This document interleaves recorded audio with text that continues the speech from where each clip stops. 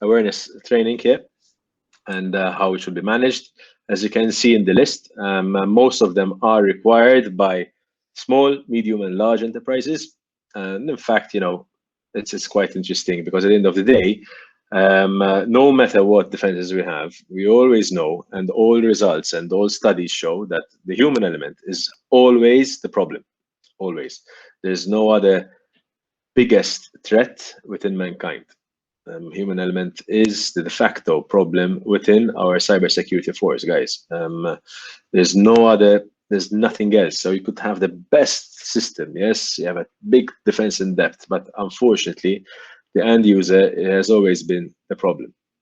Case in point, this week we had an interesting activity where I work and share with you the information because it happens to everyone. So we have an affiliate program, and this affiliate program, essentially, we have other companies who sell, with redirects on their website, etc. They sell our service. Yes, as you all know, I work for a gambling company, and essentially these guys, again, lots of loopholes here. One is shadow IT. Yes, so this affiliate team decided in the past year or so to use Skype to discuss and talk to the affiliate companies that we have. So obviously this went out of the radar. That's one problem. So essentially they're using Skype. They're not using Microsoft Teams, with channels, giving invites, etc. Somehow someone received to add them into their Skype, and he said, hey, I'm from X company, I know I'm an affiliate of yours, but I've changed my Skype ID. Can you please basically add me here? And they added him. And he told the guy or the girl that essentially, they've changed their bank address. And in less time it takes to peel a banana, this guy, we actually gave 45,000 euros to this person. That's really brilliant. We have a process around this. We have a process of a KYC process. So essentially, when this would happen, even whether it's through Skype or through Teams or whatever, they would need to actually run this KYC process, right? They need to ensure that there is a valid identity around this. But this person, either because it was at the end of the day or something like that, decided that, it's not needed. Let's go ahead, change the details, and yeah, the money has been gone. What I'm trying to say here, what I'm trying to say is that awareness is extremely important. And no matter how much awareness sessions you do, you will always find that idiot, that douchebag within the company who unfortunately, cuts things loose and, doesn't follow either protocol or else he doesn't understand the implications of certain things. Anyone can share any other, experiences that you've had or that you experience yourself, etc.? Show me, tell me. I like these stories.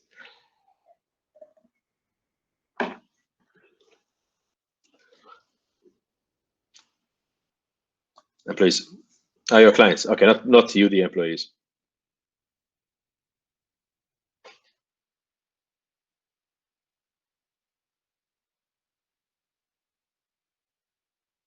Mm-hmm. Daughter company, yes. Yep.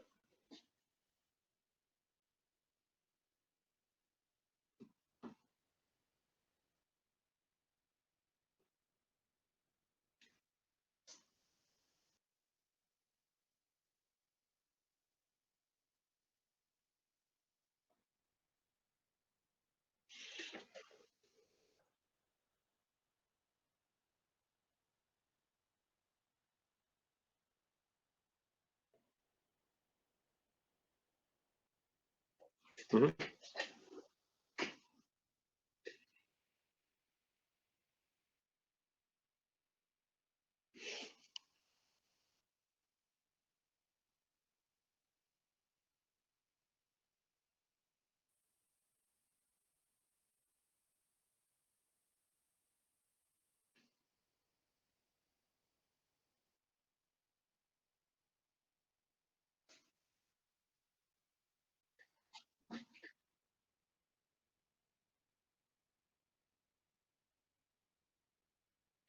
There are a lot. When we run these campaigns, we get around 16% of people who actually put in their username and password there.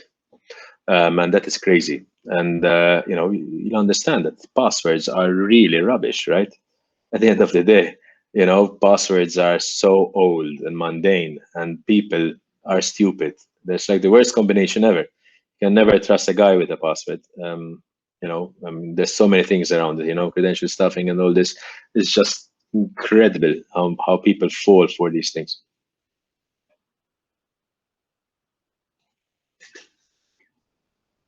Mhm. Yeah.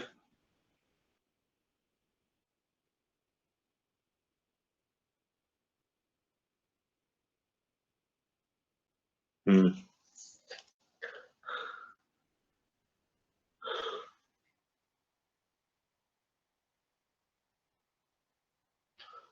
Yeah.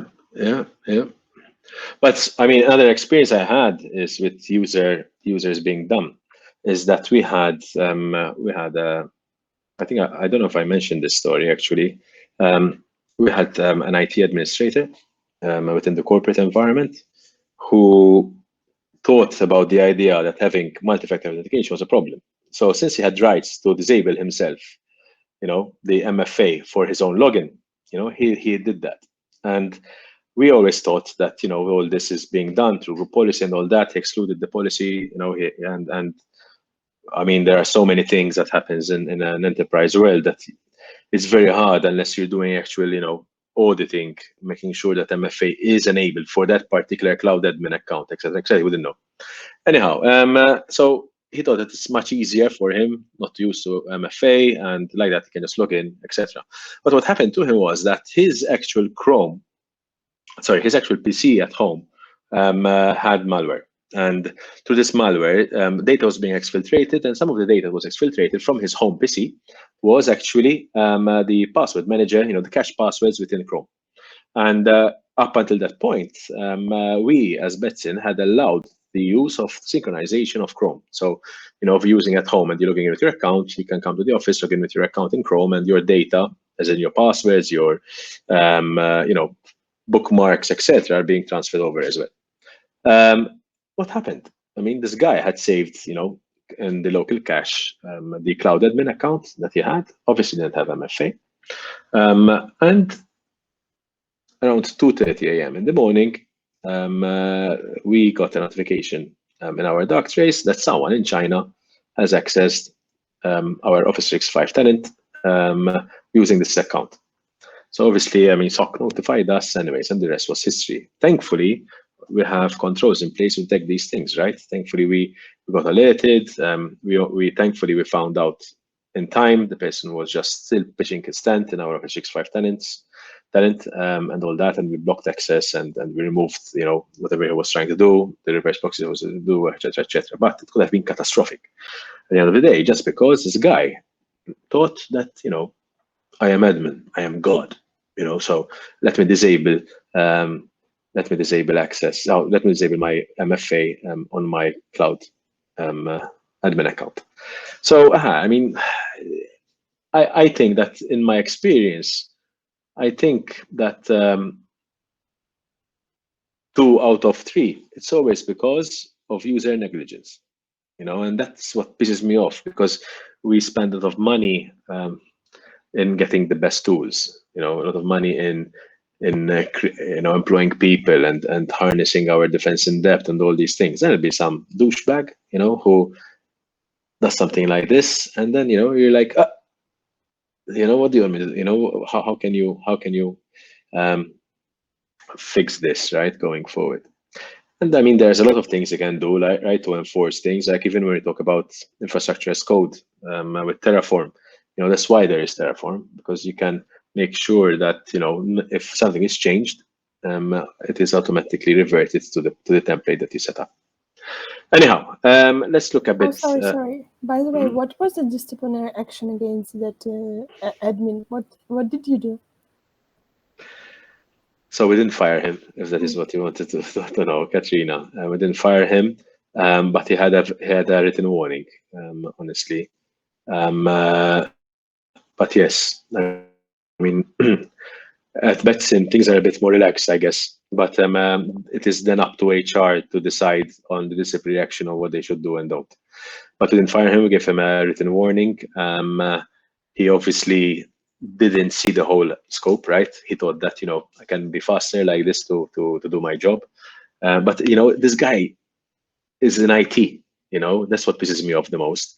If it was someone in marketing, I'd understand. But you're in IT. You should know. You should know the implications of certain things, right? You should be aware of certain things. When we focus on security awareness, we focus on areas which people who are not IT savvy. We focus it on customer service. We focus it on marketing. So commercial teams, right? We focus on finance. You wouldn't think that you would need to focus basic stuff with your IT department, because you would presume that the IT department has a certain security element in mind, and not just look at it from a it's just a problem for me to go on my phone and click yes, to log in. So, I mean, yeah. If it was for me, and if I had to decide when I realized that the problem was there, I was very angry. I would have fired him, I think. But yeah, I mean, our process is different. HR provides disciplinary action in line with the culture of the company. Anyhow, 14.1, establish and maintain a security awareness program. Establish and maintain a security awareness program. The purpose of a security awareness program is to educate the workforce on how to interact with enterprise assets and data in a secure manner. Conduct training at higher and at minimum annually. Review and update content annually or when significant enterprise changes occurs. Now the thing is this. This is the usual stuff. There is training and training, right? There is training because you need to do training and you need to tick a box. And then there's the real training where you can actually get value from it. What do you think is the difference between one and the other?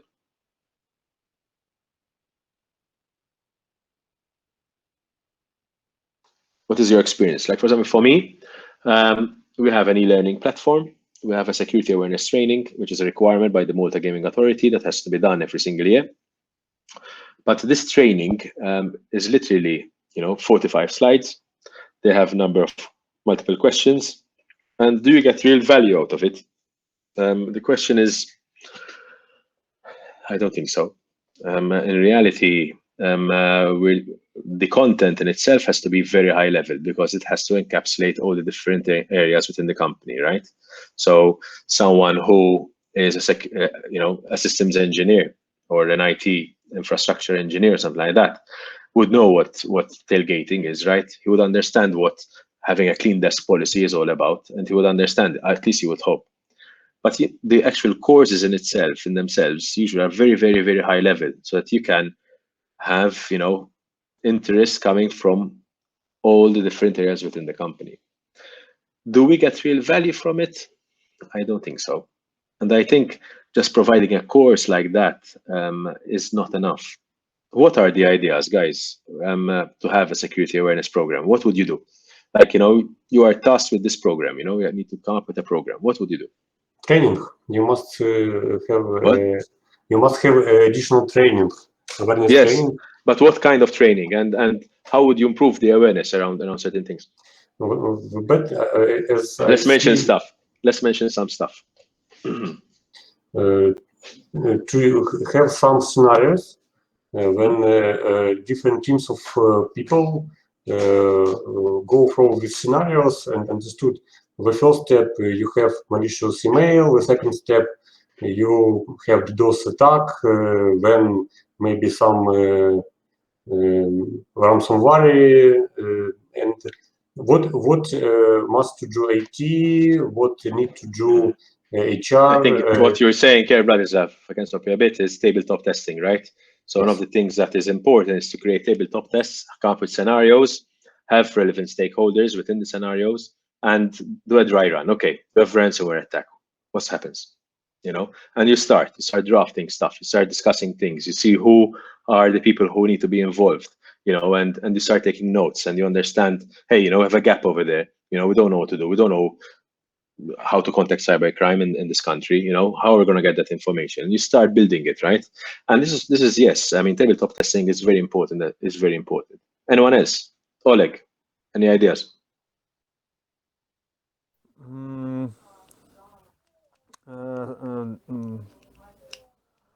I research cloud from Office 365 and some action it was themselves like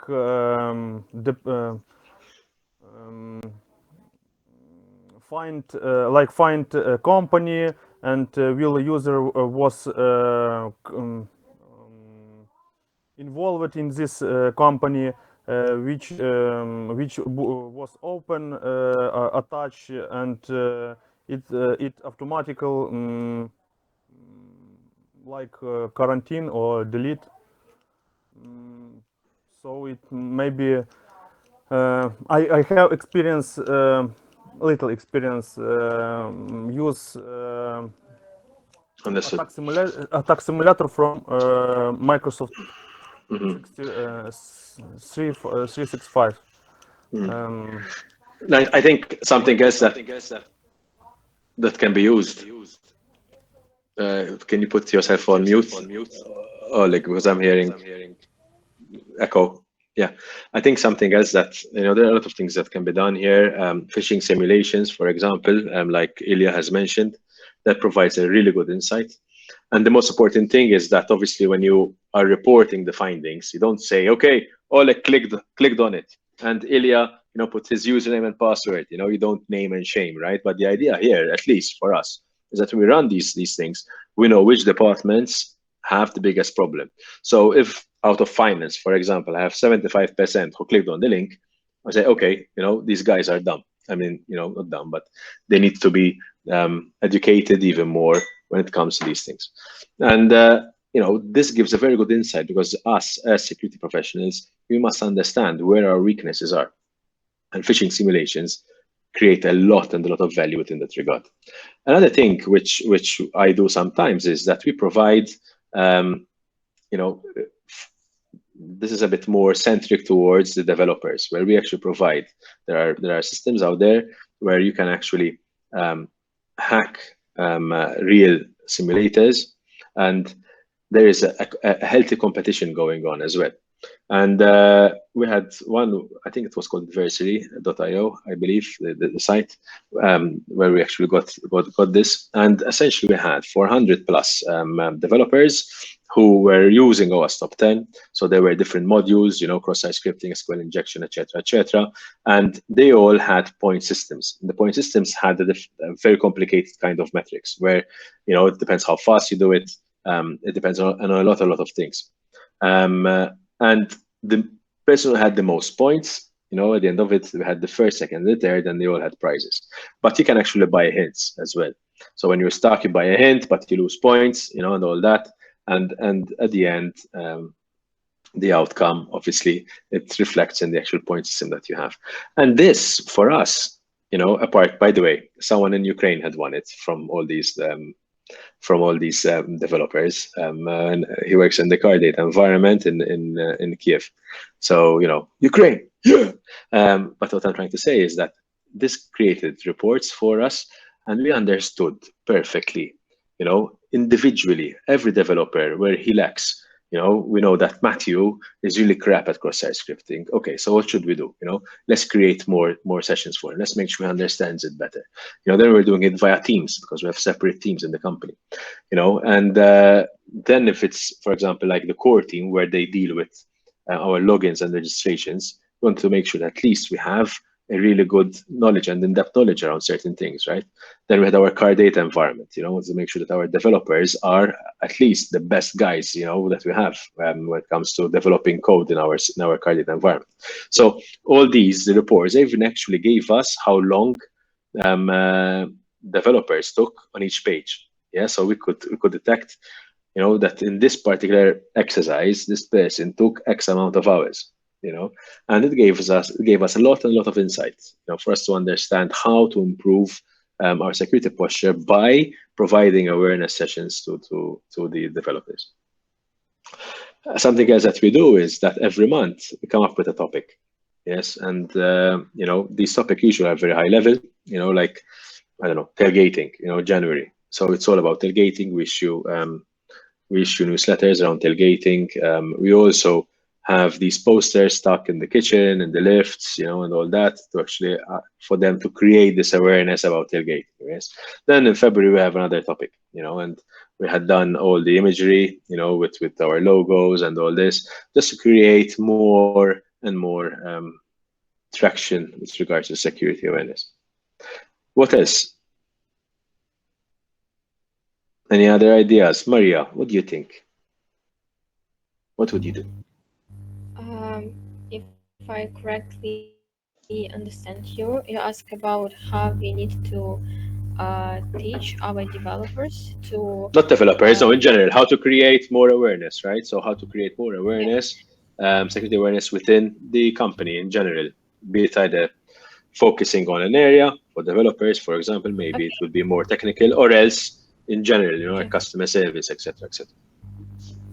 So I think that when we have, for example, developers, we need to have more deeply and concentrate trainings for them because they have deal with the code, and it's really important to know about different attacks and how to protect it. But in general, we need to have such thing like simulating of phishing, and it's good practice when you onboard a new worker. You need to give some advice that they need to done. For example, use MFA, encrypt disks, use secure password. The most important thing, And Maria, but if I can stop you there, is that we yeah, always need to educate people why we're doing certain things, because people think that we're just being assholes, that we are just creating multi-factor authentication because we want to make their life complicated. So once they know why we're doing MFA, and not because, Matthew is an asshole, but because, we need this for a certain amount of reasons, and you provide that reason. That's part of the awareness program. For them, they can't understand why we need MFA. They can't understand why we need to encrypt our hard drives on our laptops. They say, oh, it's getting slow. I don't know about you, but in my time doing this work, everyone complains about antivirus, for example, all the yeah, I time. understand. So if you provide awareness around why the antivirus is there, why EDR is there, why do we have all these things, why are we looking at my data? No, it's not your data, it's the company's data. You create this new mindset because people think that everything is coming to directly to them. In additional, Yeah, it's a really good useful to use some platform. Really useful to use some platform like Know Before, or yesterday I researched about some Ukrainian products, and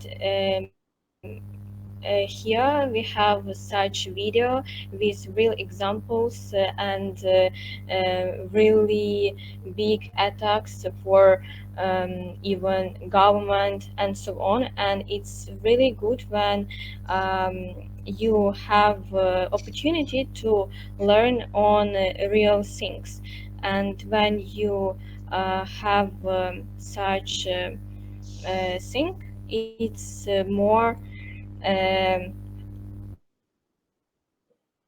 it's of your Yeah, company. yeah. Something else which I find very useful is to go personal. People, they don't care, but for them it's company data. But when you go personal, and you explain why it's important personally, then they get it. In the sense that in my security awareness session, when people join the company, I always mention, have I been pawned? It's, as you all know, have I been pawned? You put your email address there and you see how many times it has been breached. And I always ask them, when we have newcomers, to put in their private email address and see for yourself, how many times this thing happened to you. And most of them be like, what the fuck, I mean, why? Why me, and all these things, because you are going in personal, and they are seeing this as, hey, I mean, yeah, this could happen to me as well, even though I have nothing important. I mean, why do I use my email, what is there in there? But when you go personal to that person, when you try to give an example on why it's important, even at a personal level, people are gauged more and they understand more, why this is important to them. And then you basically move on to why it's important for the company. But as much as possible, I always try to see why it's important for them personally, how it will affect them personally, move from there.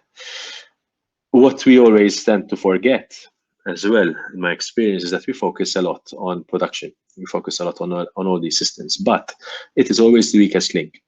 And to me, it is the biggest risks for me are things that have to do with, for example, customer service, where these people are dealing with people all the time. They're dealing with chats, they're dealing with links, they're dealing with attachments, they're dealing with all these things. And that is where things happen, because most of these threats happen where you think of them the less. And unfortunately, all you need is one click, they click on a link, they think it's, a PDF, and it will be a nice rootkit on their machine, and then the rest is history. So it's very important that when we're thinking about security awareness, we don't say, okay, let's focus on production only, let's focus on the developers, let's focus on, the engineers, let's focus on the infrastructure people, because ultimately, that is good. But if we neglect, the likes of customer service, the people who work in marketing and stuff like that, this is where stuff happens in reality, because usually it is an easier target. And let's not forget that once they're in, there's lateral movement. Today they have that machine, and then they start going into another machine, they pick it back onto another system, they're in their access to another VLAN, and then in less time it takes to peel a banana, they're in the production environment. Yeah. So think of it like this, yes, that, everywhere is a risk. Yeah. Then it's up to you and the risk appetite of the company to mitigate these risks going forward. Yeah. So a good point when somebody from C-level find the password on the sites like you have been powered, and when somebody from C-level see it's a really his or her password, it can help in company to improve. Of course. And that's the thing, yes, with Have I Been Pwned as well, you can put your company domain there. So whenever there are certain breaches, you basically get all the information of that domain. So, if the domain is abc.com, you register abc.com with Have I Been Pwned, and you'll start receiving all emails that have been breached within that domain.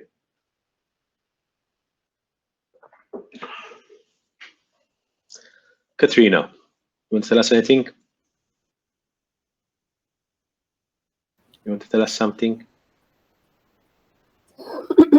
Okay, so basically you have mentioned already, like during this discussion, all the things I know about.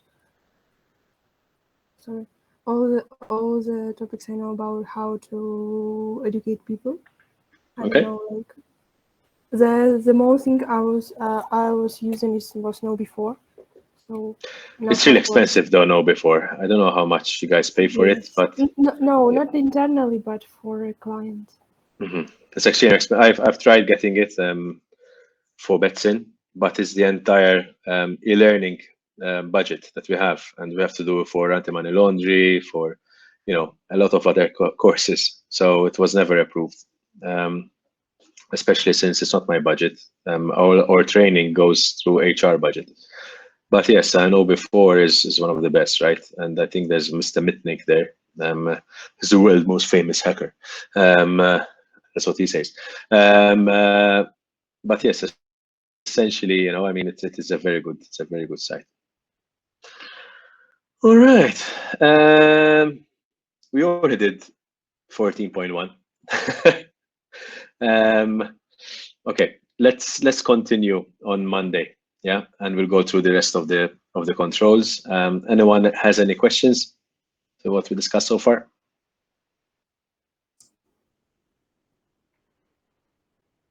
Okay.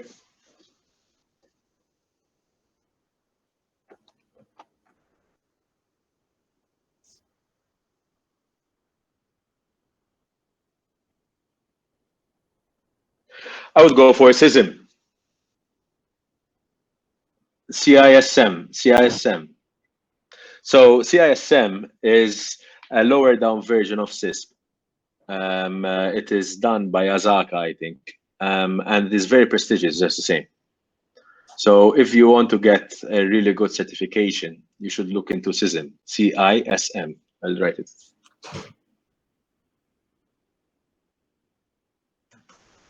Yeah, that's the one. That's the one. It's a very good certification. It's a low down version of CISP, but it's extremely highly regarded. In fact, most companies they don't know that CISP is a bit more advanced, and they say CISM or CISP is preferred. So most companies think that they're the same kind of the same league. So yeah, go and do it, Ilya, because it's amazing.